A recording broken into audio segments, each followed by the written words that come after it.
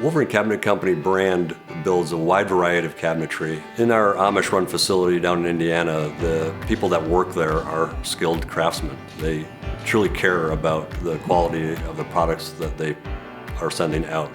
We have quite a few tenured employees, 10 to 12 years, and with that comes responsibility, accountability, and integrity. And I think these are very important attributes that go into making custom cabinetry.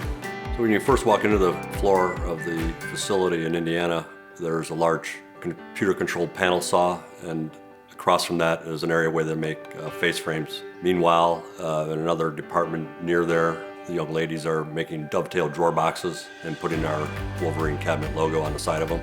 Off to the side from the box assembly area is an area where there's two very highly skilled craftsmen that build the custom pieces, such as a curved wooden hood or a furniture piece that is outside of the realm of case goods. Everything gets finished that goes on a certain project at the same time, and when it comes out of the finishing department, it goes into the assembly area.